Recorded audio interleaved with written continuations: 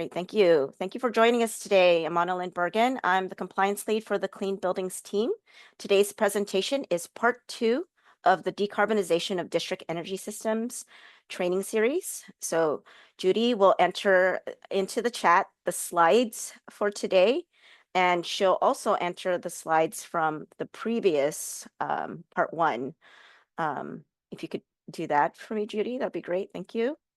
And then your presenters today are myself, Luke, Donnie, and James. And for support, you have Judy.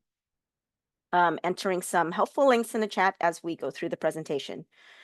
So in that chat space, you could also put in your questions. And when we get to, when we have time to kind of ask, read these questions aloud, we will. Okay, the slide does a great job of illustrating our agency's purpose. So Washington State Department of Commerce exists to help strengthen community across the state. There's about 150 different programs that our agency offers or all sorts of technical assistance. Our program sits within the energy division, and across Commerce, we collaborate with each division from economic development on infrastructure and housing. So I just want to do another brief introduction to our building performance staff. You have Gisette, Derek, and Brittany with the incentive team, KJ and Michael on data, Luke, Donnie, Judy, and James providing technical support, and then myself, Dylan, and Jeff for outreach, education, and compliance. We've grown significantly over the years. We're almost fully staffed up. Our entire team is dedicated to providing timely, actionable, and clear information about the state's Clean Buildings Performance Standard. So when you have questions, at least you know who you might direct it to. So for part 2 of this series, we'll focus on what reporting looks like. So I'll give you just kind of a real quick, brief overview of everything, and then we'll present. We'll focus in on the documents you'll be submitting for reporting, what it kind of all looks like in a timeline, and then James will go over it a little bit more in depth with what these forms are, and then Luke and Donnie will go over Form K, which is going to be used for your Decarb plan reporting. So here's a brief overview. House Bill 1390 was introduced in the 2023 legislative session. The bill expanded the Clean Buildings Performance Standard to decarbonization of district energy systems. So at the beginning of the year, we started rulemaking. We had a total of 4 workshops. We recently concluded our rulemaking, and these rules will you'll soon see them posted in the WAC. So this adds a chapter to the Clean Buildings Performance Standard. The standard's based on ASHRAE Standard 100, which covers energy efficiency in existing buildings. This is the reference standard. So Commerce developed amendments to the standard to conform to the Clean Buildings legislation. All of it can be found under WAC 19450. There is actually a new version of the Clean Buildings Performance Standard, version July 2024. You can download it from our website. And Judy, if you could put the link to that, that'll be great. So decarbonization of district energy systems requirements are mandatory for state, campus, district energy systems, and optional for campus district energy systems. We're going to go into different slides to show what those two mean. So registering to opt in extends the compliance timeline for Tier 1 and Tier 2 buildings for up to 15 years or more. So what is our role at Commerce? Commerce is charged with rulemaking, reviewing and approving decarbonization plans, providing a summary to the governor and the legislature, and supporting mandatory compliance. So here we have a breakdown of the Clean Buildings Performance Standard. A lot of the information that we're going to be presenting, you will find in Normative Annex W, District Energy System Decarbonization Plan, General Compliance and Reporting Requirements. Again, the newest version is available for download now. It's going to say July 2024. So I just want to remind you who this applies to. It's mandatory for that state, campus, district energy systems, and then optional for campus district energy systems. And in front of you are the specific definitions. It's important to understand these definitions to ensure that your campus does qualify for decarbonization. If, let's say, it's off by one building, it would not meet the definition, so therefore you wouldn't be able to opt in for this pathway. So 10 months from now, final plans are going to be due. We have in part one, we discussed what participating district energy systems would have to do. They would complete the form, submit a list of their buildings. 10 months from now, final plans are due. When I say final plans, I kind of say these in quotes.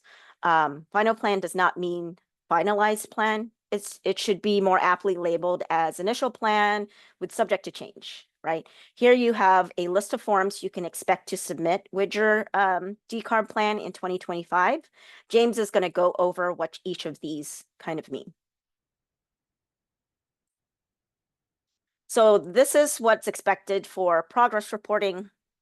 Pretty much similar forms with with the addition of the E&P and O&M, and then you can submit your revisions during this progress reporting. So here, here's the expectation for completion reporting. So this is 15 plus years from now, right? Where most of us might be retired. And we're talking about good old days where gas is under $3. New staff will be submitting the completion reporting for you. Maybe it'll be you if you're still with the organization in 15 years. So hopefully by then, our work would have made a difference in the grand scheme of things, and we're meeting our greenhouse gas reduction goals in the building sector. So here it is on the whole timeline from now until 15 years from now, and 5 years in between.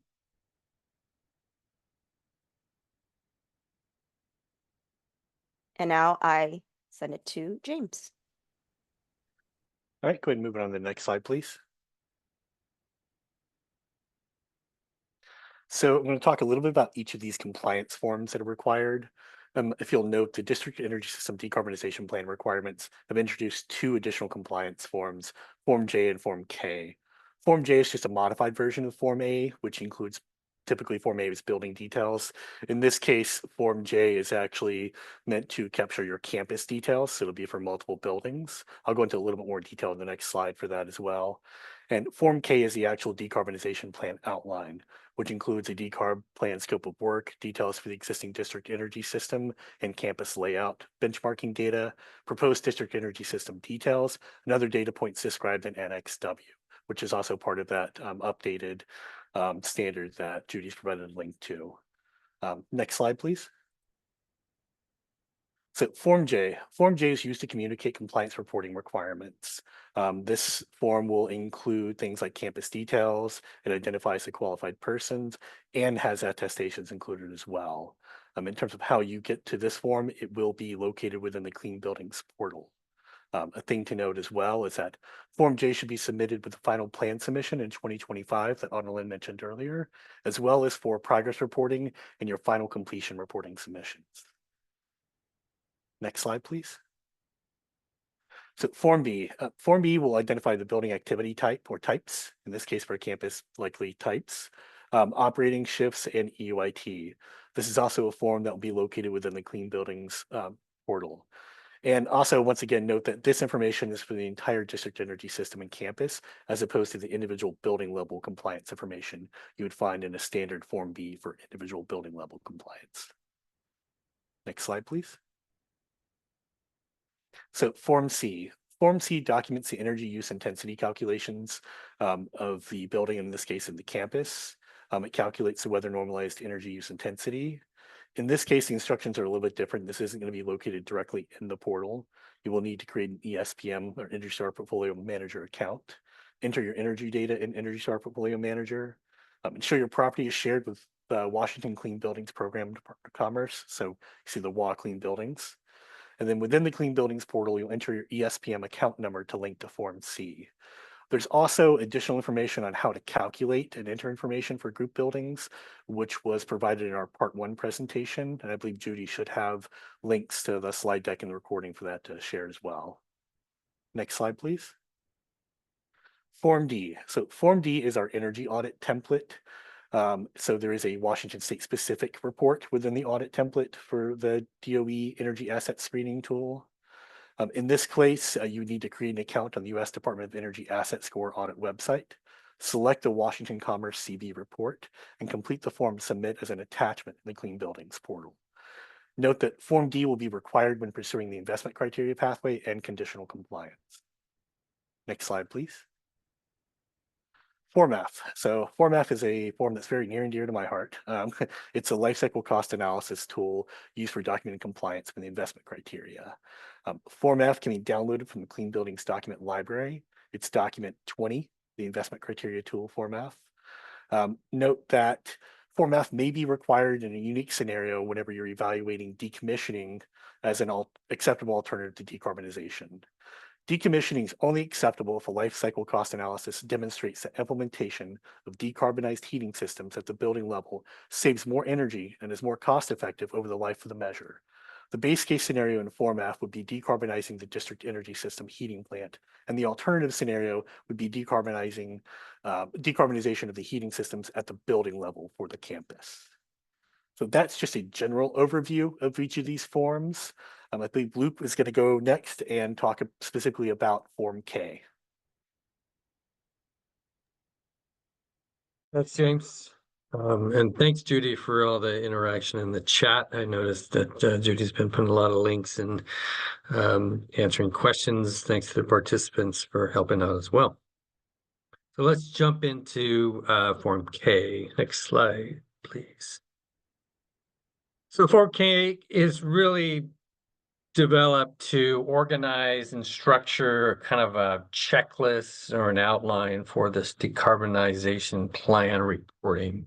So see this as a tool to help make sure that you have all the content required in your decarbonization plan prior to submitting it to Commerce. When the decarbonization plans are reviewed, they may be sent back if the plans aren't complete. So this will be a good guidance document for you. If there's any question as you're developing your decarbonization plan or what these requirements are asking for, hopefully this presentation will help. We will have this presentation recorded. We'll refer back to them. And of course, sometimes the most expedient way to get these more difficult or nuanced questions answered is to communicate directly with the team here at Commerce through an email. And if needed, we can schedule a virtual meeting to discuss.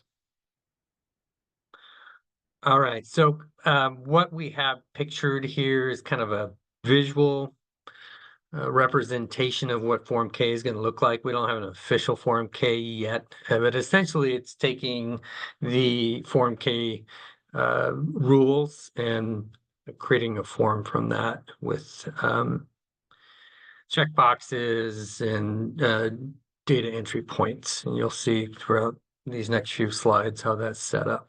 But Form K will be required not just at the decarbonization plan submittal here in a year, but also during progress reporting and at completion reporting. Next slide, please. So let's talk a little bit about the scope of work, working directly with the requirements as written in the rules. So one thing that we're going to need in this decarbonization plan is a description of the existing district energy system. So one thing that does for us is to signify that the district energy system and the campus does qualify for this compliance pathway. It also sets us up to understand the decarbonization plan more holistically. So list all of the buildings served by the district system currently. List all the buildings served by the system's heating and cooling plants and the peak load for that district heating or cooling plant, or both, in some cases. So you'll notice here, Modelin's kind of put in some fictitious reference points for data input. This will allow us to reference in your decarbonization plan where that information is located. We don't really need this redundancy of filling out all those details within Form K. If you can just reference them in the building improvement plan or the decarbonization plan itself. So we want to know a little bit more in depth about the configuration of the district energy systems, output capacities, distribution loops, etc., and how you plan to benchmark for compliance with Clean Building Performance Standard. Are you going to do it at the campus level? Remember, Adeline showed you those definitions of campus a few slides ago. So it's not your traditional definition of campus, but the definition that the legislation lined out for these district energy systems. So the state campus and then the privately held campus or smaller campuses of 3 buildings or more connected to a district energy system.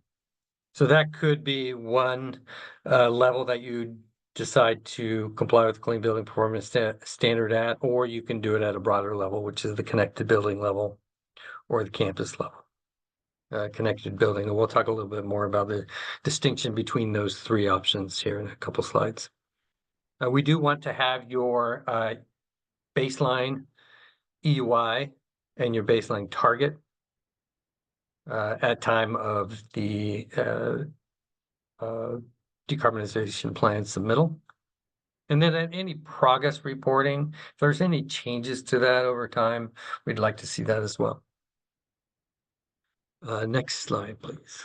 Remember, Form K can be for the initial submittal of the decarbonization plan. It can be for progress reporting every 5 years after that, and then at completion reporting. So I told you we're going to talk a little bit more about the different benchmarking configurations, either at campus level. So you'll see in this slide, and it's a little small. We will break these slides up into separate individual slides at some point for your reference. But essentially, the campus is kind of the most disaggregated level for this decarbonization plan. You're complying with the Clean Building Performance Standard either through EUIT or the investment criteria at the campus level. So all buildings connected to that district energy system. There's also the connected building level, which was introduced with Tier 2 rulemaking here last fall, which means any buildings that share a meter, or meters, the most disaggregated level of within that. So we could have a district energy system that also is on a master meter with a couple other buildings that aren't connected to the district energy system. So that would be considered a connected building level. And lastly, we have this option for campuses to comply at the campus level. And sorry for the confusion, but when I say campus in this instance, it's a non-italicized campus. So it's what we commonly define as campus. So like a college campus or, a hospital campus. This level includes all buildings, whether they're connected through meters or not, but they got to be adjacent to one another on contiguous property. So we can't include, let's say, UW Bothell with the main UW campus. That's more of a portfolio-wide compliance pathway, which Clean Buildings Performance Standard does not honor.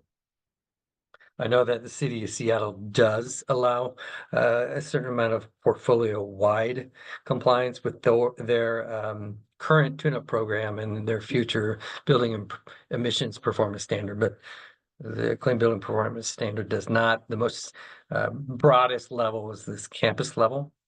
And keep in mind, the campus level compliance pathway is only available for a college, university, K-12 schools, hospitals, or prisons, as noted in this slide, and as well as footnote, I believe it's footnote 9 or 8 to table 7-2A, the energy use intensity. Footnote 9, the energy use intensity target table from the standard. Thanks, Judy. Next slide, please.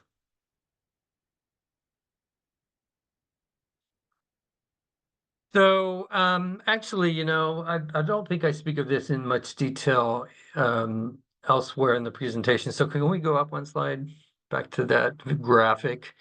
I do want to note that when complying through the district energy system decarbonization pathway, if you're complying at the connected building level or the campus level, so you're complying, including buildings that are not connected to the district energy system, you can do that connected building level or campus level compliance with the EUIT or the investment criteria, the standard for that, all buildings at that level, even whether they're connected to the district energy system or not. So the idea here is that you would have some extended timeline to get those buildings not connected to the district energy system in compliance with the Clean Building Performance Standard. The compliance timeline would be whatever compliance timeline is approved in that decarbonization plan. So it could be, for example, a large university that's decarbonizing their district energy system. The tier 1 buildings and tier 2 buildings not connected to district energy system can be placed on that 15-year plus timeline for compliance with the performance metric of the standard. Next slide. Okay, so more details. We talked about the scope of work outlining the existing system. We do then want also a detailed description of the proposed system.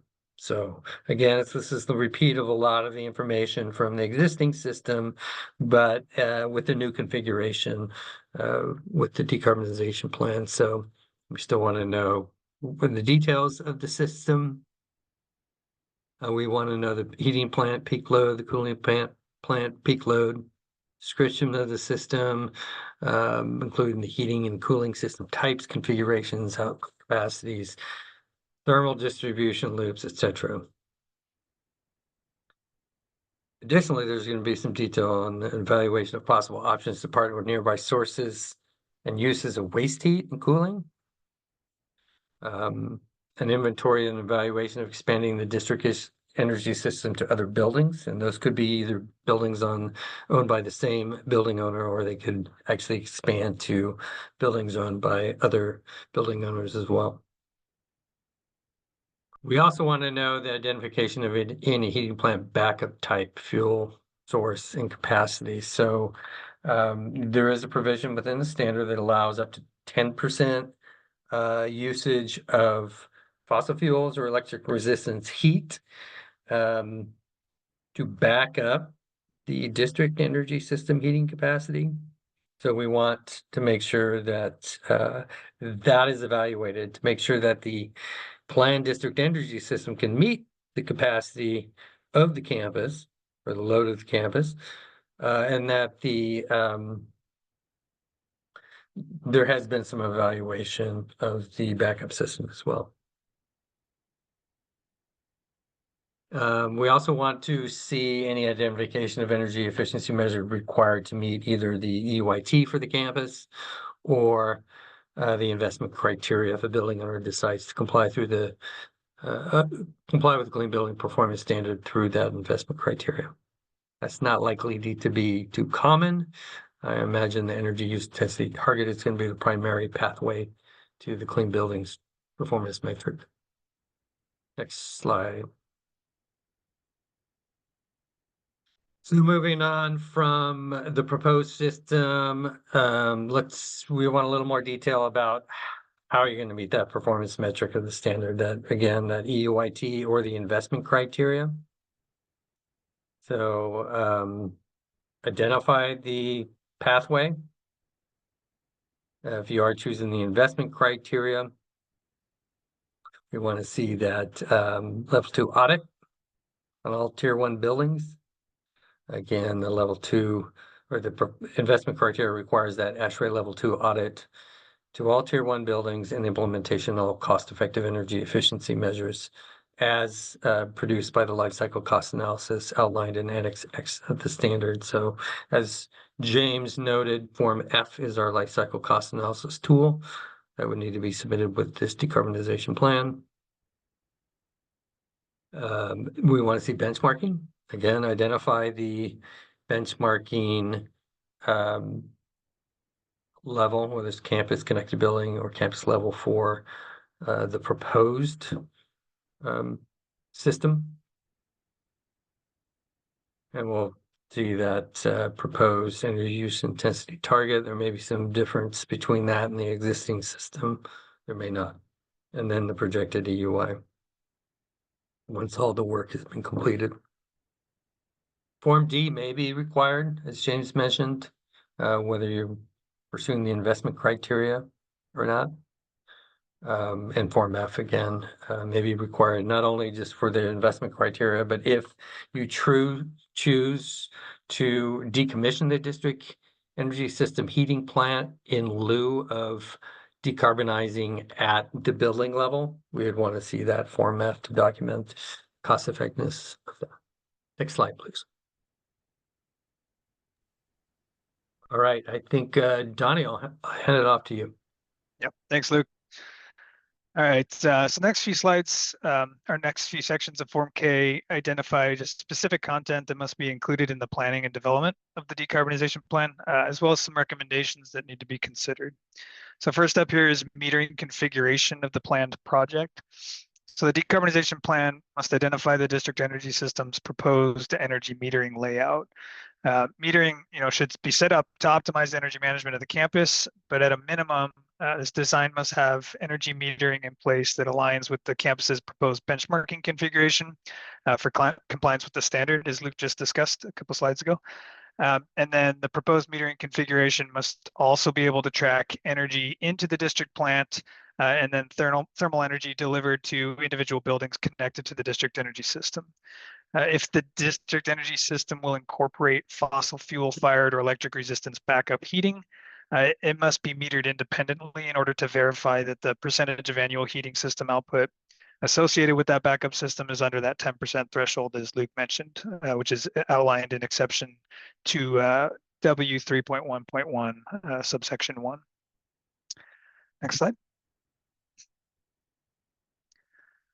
So the decarbonization plan should also include considerations for the following in the proposed design and scope of work. First recommendation is to evaluate opportunities to upgrade the district energy system's distribution network. There are likely efficiency gains in improving the distribution piping network for the district energy system. So it's definitely something that should be considered in planning. It may just be necessary depending on the decarbonized system that's being installed, for example, converting from steam to hot water. Next is on-site energy storage facilities, whether these are thermal storage or battery storage systems. Implementing this type of technology can increase the campus's energy resiliency and improve load balancing while reducing peak demand costs. Next, if available to your campus, consider space cooling in residential facilities, or if applicable to your campus, excuse me. Consider space cooling in residential facilities that are tied to your district energy system. This is more of a health and safety consideration, just given the increase in warmer summer temperatures, especially for more vulnerable populations. Next, consider making efforts to utilize state registered apprenticeship programs to help increase local labor workforce development for the trades that are working on your campus's decarbonization projects. E here lists options for public-private partnerships. So in some cases, it may be advantageous for owners of participating campuses to seek these types of private partnerships, particularly like a public campus. Having a private company take over the ownership of the district energy system, the central plant, the operations and maintenance of that system, could provide energy services to nearby buildings. Or excuse me. Yeah, I mean, just having a private company take over the ownership of those systems may alleviate some of those upfront costs to decarbonize the central plant, and could still benefit the building owners and in the overall reduction in energy use and greenhouse gas emissions. And then it could also lend itself to further expansion of the district energy system to provide energy services to buildings that are nearby, with the potential of resulting in economies of scale. And then finally, there may be opportunities to incorporate industrial symbiosis projects into the district energy system planning and design. These are opportunities to share underutilized resources such as industrial byproducts, waste, thermal energy, or water with other companies or facilities. Next slide. So the next section in Form K is utility engagement. District energy systems, they can use a significant amount of energy. In designing a decarbonization plan, owners of these systems have to take steps to engage with their utility providers just to plan for these shifts in energy demand, such as the increase in electrical draw if decarbonizing, right? These changes in demand may significantly impact the utility providers, so coordination is crucial just to ensure that the utility can plan for these changes and then ensure consistent power back to the campus. So the Decarb plan report should provide a narrative outlining steps taken to engage with the utility providers, including work that was done just to ensure the viability of the decarbonization project. Next slide. So the initial decarbonization plan must incorporate a project timeline with dates and details of significant project milestones that also account for the Clean Building Performance Standard reporting requirements. So this timeline must consider energy management planning and operations and maintenance plan implementation and reporting by the campus buildings' original compliance dates. It should identify scope of work for decarbonizing the district energy system and include proposed dates of implementation, as well as identify any energy efficiency measures needed more at the building level to ensure that the campus meets compliance with the standard upon completion reporting. And next slide. Then the last section of Form K here outlines a few other items to include in the decarbonization plan for your campus. These items will likely change from final decarb plan submittal in June of 2025 to the progress reportings and then through completion reporting. So first is just a narrative of any communication engagement efforts that the campus has undertaken just to inform and educate those that are affected by the scope of work from the project. This could include occupants of the campus, your utilities, potential funders, just the general public. Next is your decarbonization plan should provide details on project funding and feasibility. So identifying whether or not funding mechanisms have been secured to finance the decarb work.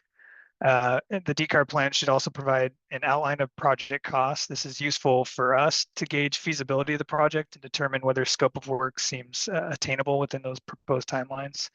And then current or updated cost information may look different with the different reporting milestones when you submit those progress reports through completion reporting. So current expended costs are designed just to provide updates of that at the time of various reporting deadlines, just to show project towards completion. And then finally, these projects will involve fairly long timeframes, right? 15 plus years. So there should be some flexibility or contingency built into designs in order to meet updates to applicable codes, laws, or standards, which includes any further reductions of the EUI targets outlined within the Clean Building Standard. I believe that's it for me. Yep, I can take over here Q&A. So Thanks. we do have some questions here in chat that I can read out for us to respond to here. The first one we have here from Joe is, can a customer add buildings to existing plant to qualify by meeting minimum number? I'll take that. I'll start with that question. Other folks of the team can support my answer if need be. We did actually reach out to our legal team to determine this question and answer this question, and found that it is not within the scope of the legislation to allow campuses that don't meet that minimum building requirement into the program. So we cannot allow that. However, the definition of what a building is may allow for some systems to kind of count differently than they would typically in the Clean Building Performance Standard. For example, in the standard, we consider any buildings interconnected through conditioned space and contiguous property to be a building complex and are viewed as one building in the eyes of the definition of a covered building. So a covered building definition is a little different than a definition of building. So if you have any complexes, building complexes on a campus that are served by district energy system, it could be interpreted that there's actually several buildings there. So if you have a specific situation, I would suggest you reach out to Commerce and we can help make that interpretation. All right, we do have a couple other questions. I think looks like you answered them in chat, but I'm going to go ahead and read them out loud anyway, just so that way everyone can hear this. So one of the first questions is Form F, the LCCA form, the same or different than the state's life cycle cost tool from OFM and the ELCCA from DES? So Form F is different than than either the OFM or DES tool. However, Form F was basically built off of OFM's life cycle cost tool, so there are a lot of commonalities. One of the major differences there is Form F is really also built to handle private sector buildings as well, whereas the OFM tool is largely built for public buildings. So move on to the next question. The EYT must be met in the timeline of the decarbonization plan, correct, and not the standard CBPS timeframe. And Luca, I know you've already answered that, and I can read this, but if the answer is correct, the EYT or investment criteria performance metric of the CBPS shall be implemented on the schedule outlined in an approved decarb plan and does not need to be aligned with timeline outlined in Z3.2 and Y3.2 of the standard. Next question. This is a little long answer here, but what are the efficiency requirements of the central plant? Once again, Luca and I answered it, and I'll read it again just in case. Efficiency requirements of the central plant are not dictated by the standard. However, the central plant shall be designed to meet 100% of the load. Additionally, backup systems can only use electric resistance to serve a maximum of 10% of the load on an annual basis. Keep in mind, the more efficient the central system, the better chance you have of meeting the EYT for the campus. Yeah, I just wanted to know that, you may be making the determination of the efficiency of that district energy system heating plant based on its impact on the total EUIT of the campus. Further investment in an efficiency upgrade of the new DES system may be more cost effective than energy efficiency measures at the building level in order to meet the target. So you may not have as many cost-effective measures in the buildings. There may be some low-hanging fruit, such as lighting projects, maybe some control strategies, etc. So this evaluation of the decarbonization plan should ideally look at individual building efficiency measures in order to keep the size and capacity of the district energy system down. And then again, also look at the efficiency of the district energy system. So there is a bit of a follow-up to that. And the comment question is, I thought someone said fossil fuel can account for that 10% backup, but this answer says it's limited to electric resistance for backup. Now, fossil fuel can be part of that backup as well. I just noted in that response the note about the efficiency of the district energy system. It is possible. I just wanted to point out that it's really not possible to install an electric resistance boiler, for example, to power the district energy system. Because you are limited to that 10%. So in theory, most of the time you're looking at heat pumps for that district energy system. The efficiency of that heat pump or heat pumps will be dictated by the energy code. So that's the minimum efficiency required And in theory, the minimum efficiency required by the energy code for a district energy system, electric district energy system, would be an 100% efficient electric boiler, but there are limitations be on the code and within the Clean Building Performance Standard and this district energy system decarb planning that would limit you to 10% of the system being served by that. You know, as far as the fossil fuel fired backup, I mean, in theory, if you have an existing system that you want to keep online as your backup, that's fossil fuel powered, there are no efficiency limitations on that existing system. Again, the code does not require any decommissioning of any existing system based on its efficiency.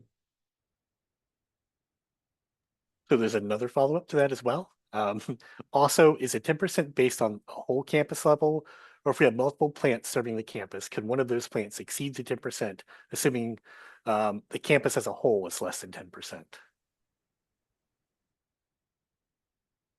Yeah, I would, you know, the standard doesn't go into any more disaggregated level than the district heating plant. If you do get in a situation where it's measurement and verification time in 2040 or beyond, whenever the schedule is outlined in a decarbonization plan, and you have two systems or maybe three systems, and the combined output capacity is 10% or low for the backup system, whether it's fossil fuel or electric resistance, I think it meets the intent of the standard. So I think that would be acceptable. All right, next question, kind of changing lanes a little bit here. What does Commerce anticipate the cost per square foot to be for completing a decarbonization plan for colleges and universities? It's like, is there a general range? Yeah, you know, I really haven't heard any cost estimates, to be honest with you. I know they're gonna be very, whether you're a big campus like UW or a smaller campus such as one of our community colleges. When I say, I think, and I may be speaking out of turn here, but I believe Online has a few potential case study examples that she's going to provide later on, that perhaps there may be some cost data located in that data that can be extrapolated out for a general range. Yeah, I did know the detail of the per square foot cost, which would in theory kind of equalize the size of the campuses, but you know, there's economy of scales that go in there as well, so it's difficult to predict. Absolutely. So the next question is, I assume penalties for missing EMP and O&M submittals are the same as the standard program. Also, are there penalties for missing central plant submittals? And if so, are they the same value? Yeah, so really this legislation, the decarbonization planning legislation, did not come with any specific penalties or fines. So we're really only limited to the penalties that are associated with the Clean Building Performance Standard. So if the EMP and the O&M program are not implemented and the performance metric is not met by the original compliance dates outlined in Z 3.2 and Y 3.2, so that'll be 2026, 27, and 28, then Commerce can submit or can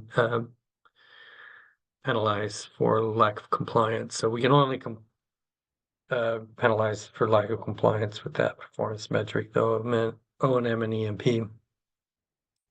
We are required to report to the legislature about the status of the decarbonization planning. So Commerce would be reporting for any building owner that has to mandatorily decarbonize the district energy system. That will be part of the report to the legislation. You know, the decarbonization plan, as you know, will give you a longer time frame for complying with the performance metric of the standard. So it behooves you to, especially if you're required to do so, to get those plans in prior to the first compliant state for your building. So if you got a building over 220,000 square feet, you'll want to have that approved decarbonization plan by July 1st of 2026 to avoid penalty. Right. Last question I see in so far is a decarbonization plan required for a college campus that has central cooling systems only and is currently in compliance as a campus from an EUIT standpoint? Yeah, that's a great question. And the legislation does require you to create a decarbonization plan. So Donnie kind of outlined some of those recommended items within a decarbonization plan. So if you're cooling only, obviously you don't have to decarbonize the heating system, the district energy system, because you don't have one. If you're cooling only and you're 5 buildings or more with over 100,000 square feet, so you meet that definition of campus, you still need to create a decarbonization plan and evaluate decarbonization. If you choose to decarbonize let's say your electric only for the cooling system, if you choose to decarbonize the building's heating systems at the building level or install a central district energy system heating plant, you can be afforded that longer timeline for clean building compliance as well. So, but it sounds like in this situation, you already meet the energy use intensity target. So I would just do the minimum required of these provisions and submit for compliance you'll have till July 1st of 2030 to submit for compliance. So you're still afforded an extra timeline or a little extra timeline. You don't have to comply with the 26, 27, and 28 days. But you'll have to produce that decarbonization plan. Okay, that's the last question that I have seen so far. Okay, thanks, James. Appreciate it. Now I'm just going to go over some support and resources available for you. Hopefully these will connect you to some case studies out there that can help you with your research in planning. So the first one I'd like to share with you is the International District Energy Association. I'm not promoting membership, but they do have some awesome resources available. And I'm gonna, I actually want to show you their website.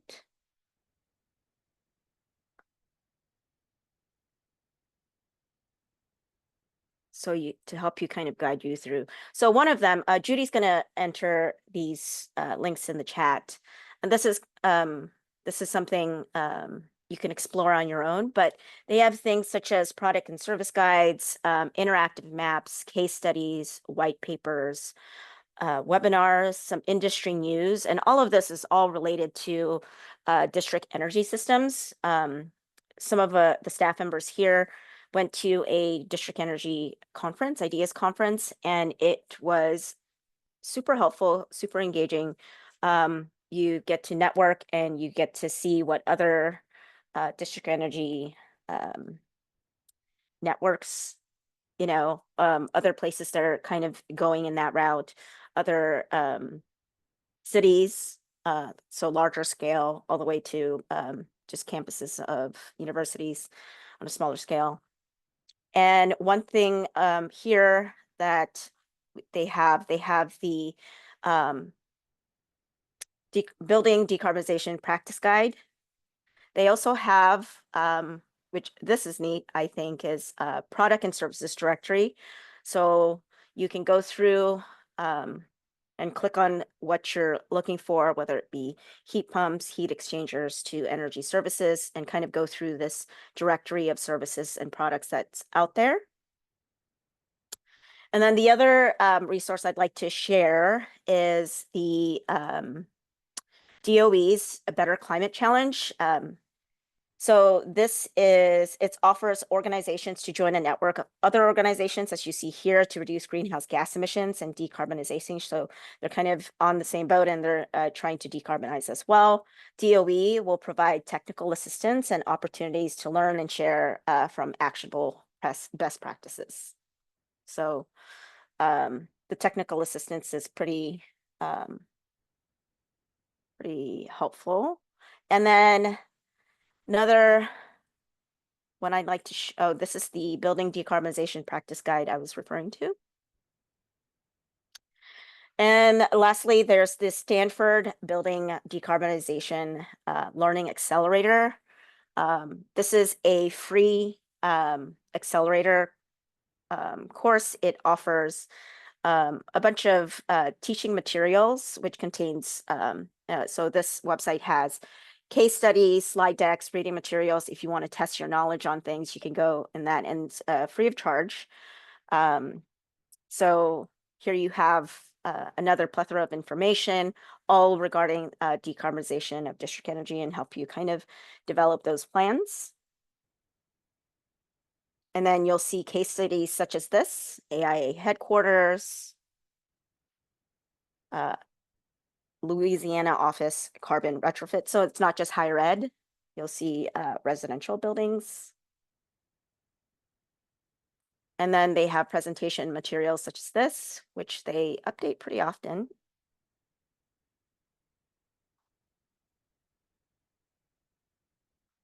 And all you have to do is kind of sign up. And this is the homepage for it. Judy will put it in the chat. And hopefully you could find the resource to help support you in developing these decarbonization. And then let me swap this out. Finally, in the future, Commerce, we're going to provide some additional guidance documents as we receive more questions on specific topics. We'll start to develop a living Q&A document. Ignore that. Oh, I'm sorry. The energy audits for public buildings, that program runs until 2025, so it may be helpful for you to utilize. And then commerce grants, loans, and programs, you can try to kind of stack those into this. And the SEEP office helps with the state public buildings and kind of guide them into how to create their decision packages and make some informed decisions on how to approach developing these decarb plans and their requests for funding. And that's really all I've got. Are there any other questions, or not sure Yeah, I think we had one more question come in that I couldn't just read out, but question was, are non-state-owned systems required to submit on the portal by next summer? Same timeline as state-owned. And Judy didn't answer that in chat, but yes, both campus district energy systems and state campus district energy systems are required to submit same deadline, that June 30th, 2025. Yep. And that's pretty much all I got. Thank you so much again for joining us today. And Lynn, I I'm don't sorry, think go I ahead. have the I don't think I have the Stanford link to post. I will share that if in the follow-up email. Thanks, Judy. Oh, perfect. Thank you. Okay, this recording and these slides will be emailed to you. They'll also be posted on our website and published on our bulletin. Thank you again for joining us. Have a great day.